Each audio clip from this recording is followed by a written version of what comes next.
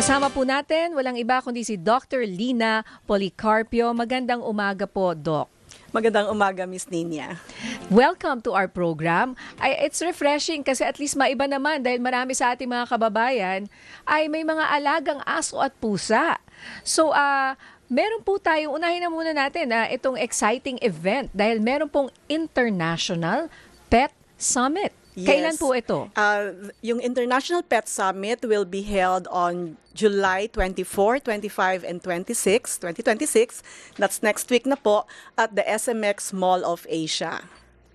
Ano po ang pangunahing layunin nitong international, hindi pala talagang international, hindi local, 'di ba? May mga kasama tayong mga ibang bansa? Yes. Opo. So ang pangunahing layunin po is magkaroon ng pagkakataon ng ating mga pet owners together with their pets na magtipon-tipon at magsama-sama together with their families para magkaroon sila ng access to new technology, to new offerings ng ating mga exhibitors, and of course, lectures in particular on responsible pet ownership, yung pangangalaga sa kanilang kalusugan, at mga iba pa. Marami pa tayong ibang offerings during the International Pet Summit.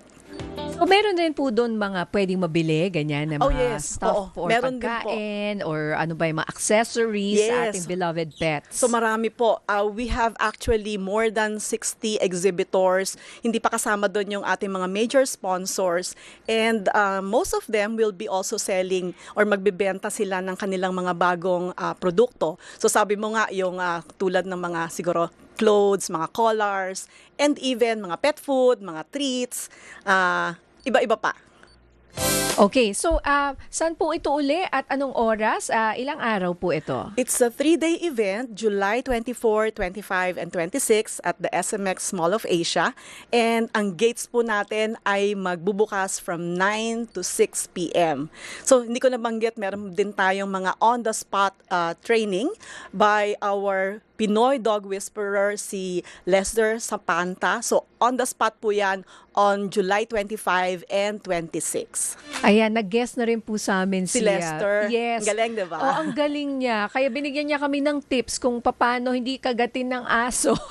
Yes, and paano Kinikwento niya, makalma paano ang mga makalma. aso. Kasi Yes. minsan may mga iba na mahilig sa pets tapos lalapitan yung wag daw gagawin Oh, yes. yun. Oo, wag na wag. Wag titingnan rin sa mata. Para may ganun pa eh. Diba? Mag-engage ka.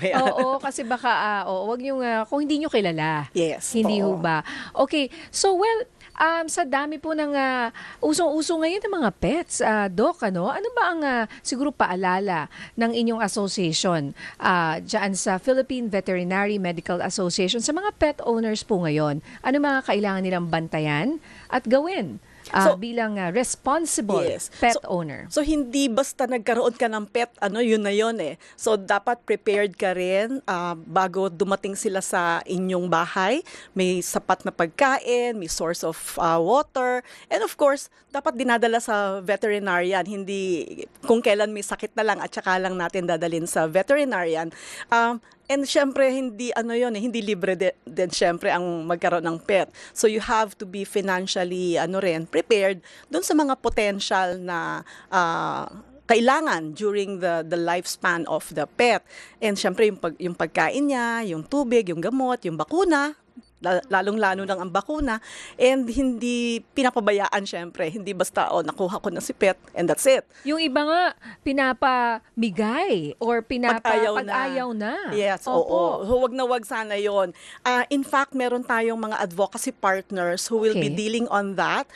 Meron tayong pet adoption by Animal Kingdom Foundation and also PAWS, yung, siguro naging guest niya rin si PAWS.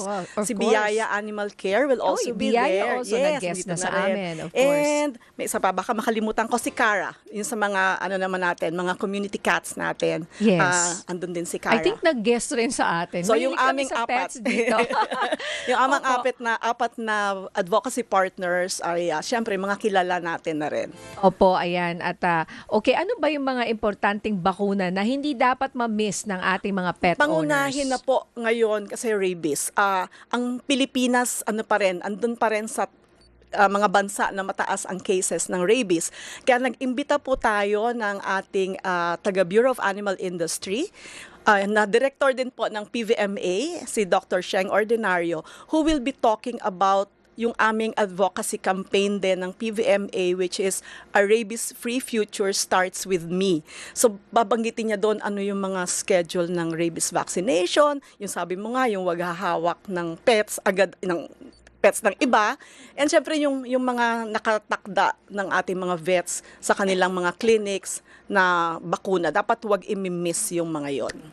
Opo, yung rabies, hindi ho ba? Paalala ha, kasi every year yan, hindi lang yung one time, big time. Yes, Hindi ho oo, ba? oo. So every year dapat, sabi nung iba, bakit yung ibang countries, lang, every so often lang.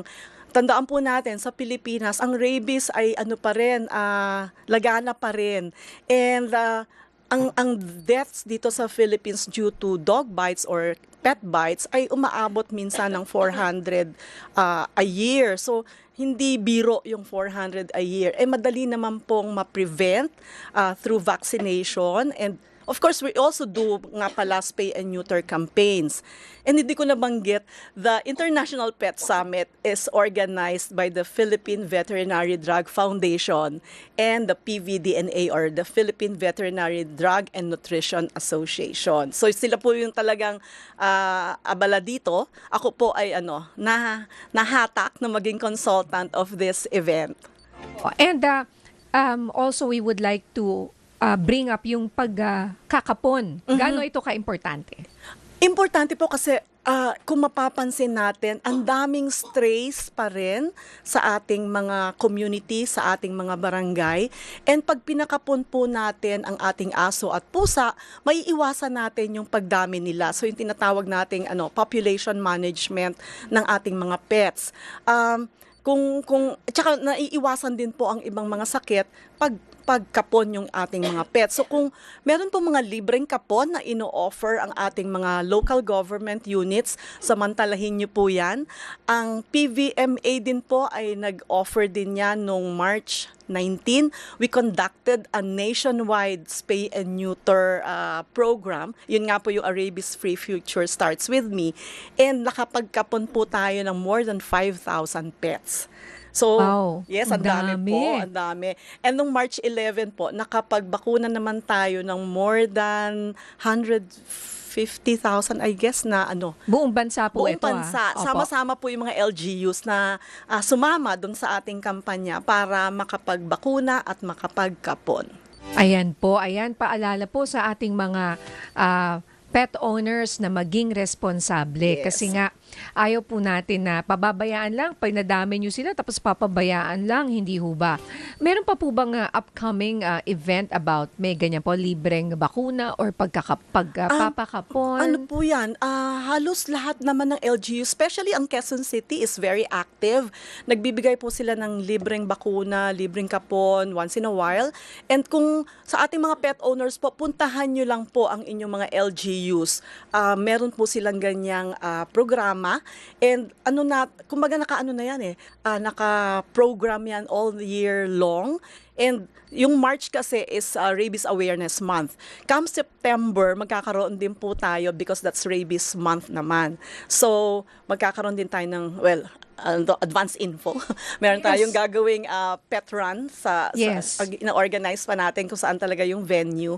And meron ding spay and neuter or spay and castration na nakaplano in September. So, babalita namin sa inyo. Ay, balik po kayo kasi Yes. Rabies Month pala, Rabies Awareness Month po sa Setyembre. Ayan. Ang March yun. Ay, Ang sorry, Rabies March pala. Month. World Rabies Day naman sa September. World Rabies Day, sa September po. Okay, abangan po natin yan. Oh. Paalala kasi yung rabies po talaga, wala pag, di ba doktora? Once signs are visible, sige, yun opo. wala na. Like what? Ano ba yung dapat bantayan? Well, sana hindi. Pag nakagat ka at meron ka ng nervous signs, meron kang yung fear ng water, yung hindi ka... Di ba parang huli na ang lahat? Pag yes, ganon? huli na talaga ang lahat. Huli na ang dapat lahat. agad-agad. Pag nakagat ka, Pag nakagat ka, in 10 to 15 minutes, dapat i-wash hugasan ng sabon at tubig yung sugat, and then magpunta na sa nearest na center, yung mga ating animal bite centers para Para ma-check ma-injection. at mabakunahan na rin po. Oo. And by the way, ito pong International Pet Summit, ang City of Pasay, Pasay City Vet Office will be donating 1,000 doses of rabies vaccine. So all throughout the 3 days, meron po Yun. tayong rabies vaccination dyan. So, samantalahin din nyo po yun. At there are companies also offering free rabies vaccine during the 3-day event. Meron din po tayong free check-up ng ating mga partners. Ayun. So, may magdadala po ng ultrasound. So, kung may mga problema Wow, yung ating okay. mga pets, pwede nating ipa-check. And aside from that, banggitin ko lang din, meron tayong pet fashion show na Kakatuwa naman. yes, ano po yan, inaabangan lagi yan ng Dapat mga ma-cover yan, ha? Oo. Cute yan eh. Opo. Yes, Anong cute araw siya. po yung pet fashion show? It's on the last day, that Sunday. is July 26. 26. Yes, Sunday Oh. po yun. Sunday siya. Ayun, ako, Doktora, maraming salamat. Good luck po sa International Pet Summit po ninyo.